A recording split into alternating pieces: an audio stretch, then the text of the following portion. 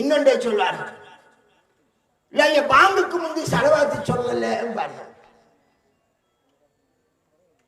அவர்கள் நபிக்கு சலவாத்து செல்லாத கூட்டம் என்பார்கள். நபிக்கு சலவாத்து சொல்லாமல் ஸல்லல்லாஹு அலைஹி வஸல்லம் பேசும்போதே பலதரம் சொல்லி வருகிறேன். ஸல்லல்லாஹு அலைஹி வஸல்லம் ஸல்லல்லாஹு அலைஹி வஸல்லம் அல்லாஹ் நபியின் மீது அருளை சாந்தியை சொரிவானாக. இதுக்கு பேர் சலவாத்து. எங்களை பார்த்து சலவாத்து சொல்லால் எந்த ஒரு முஸ்லிமும் உலகத்தில் நபி ஸல்லல்லாஹு அலைஹி வஸல்லம் மீது சலவாத்து சொல்லாமல் இருப்பதில்லை, முடியாதாது. என்ன நடக்கிறது? பாங்குக்கு முந்தியே செலவாத்து சொல்லல. நாங்க கேட்டோம், ரசூலுல்லாஹ் பாங்கு சொன்னார்கள், பிலால் ரலியல்லாஹு நியமித்தார்கள், அப்துல்லாஹ் இப்னு உம்மு மக்தூம் ரலியல்லாஹு அவர்களை நியமித்தார்கள்.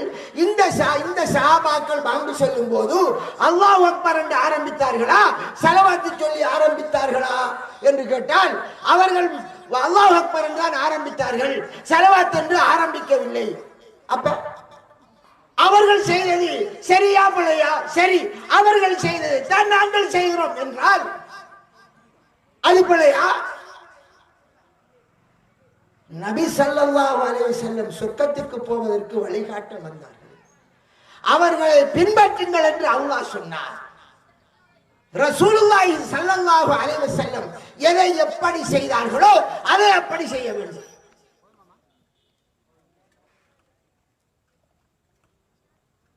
ஒரு உதாரணத்தை உங்களுக்கு சொல்லுங்கள்.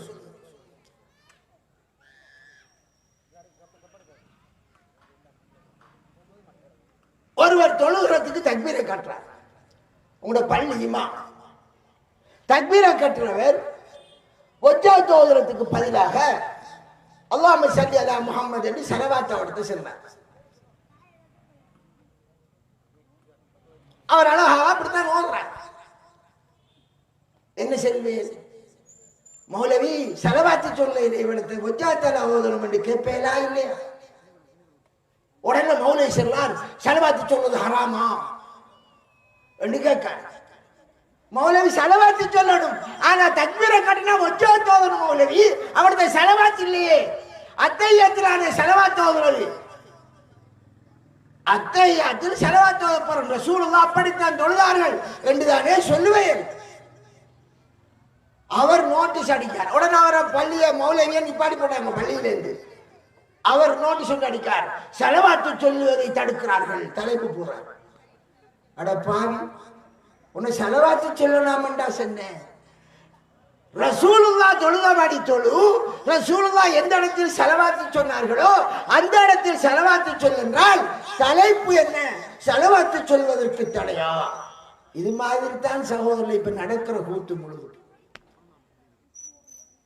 எங்கள் மீது பொய்களை சொல்லி, இல்லாததை சொல்லி, ரசூலுல்லாஹி ஸல்லல்லாஹு அலைஹி வஸல்லம்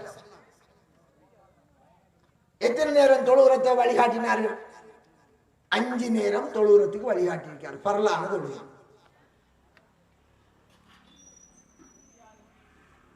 அப்போ ஒரு நாளைக்கு 5 நேரம் பாங்கு செல்லப்படுது. 6வது ஒருவர் வந்து, ஒரு மௌலவி வந்து ஒரு பள்ளியை கட்டி, அந்த பள்ளியில எல்லாரும் நீங்க 5 நேரம் தொழுகிறேன், எனக்கு நிறைய டைம் இருக்கு, நான் 10 நேரம் பாங்கு சொல்லி 10 நேரம் தொழப்போறேன். அவர் ஸ்பீக்கர்ல 10 நேரம் பாங்கு விட்டா என்ன நடக்கும் சொல்லுங்க.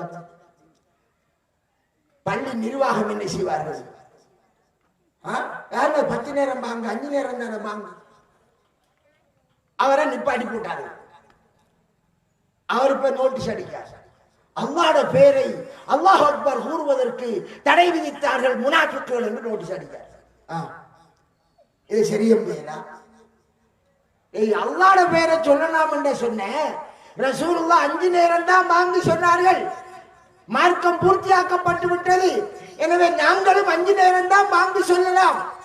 6வது நேரம் ஒன்றை உருவாக்க முடியாது. நபிகளார் மார்க்கத்தை பூர்த்தியாக்கியதால் நாம் இடைச்செருகள் செய்ய முடியாது. எனவே அதோடு நிப்பாட்டுங்கள் என்றால் நோட்டீஸ் அடிக்கார். அல்லாஹ் அக்பர் சொல்வதற்கு தடை செய்கிறார்கள் முனாபிக்குகள் என்று பார்க்கிறோன்னே பாருங்க. அதான் அல்லாஹ் அக்பர்ல என்னடா தடை. இப்படித்தான் சகோதரிகளே நாங்கள் கூறுவது அல்லாஹ்வையும் ரசூலையும் அவர்கள் காட்டிய பிரகாரம் சஹாபாக்களுக்கு போதித்த பிரகாரம் பின்பற்றுங்கள் என்றும் அதை மாற்றிப்படி சொன்னார்கள்.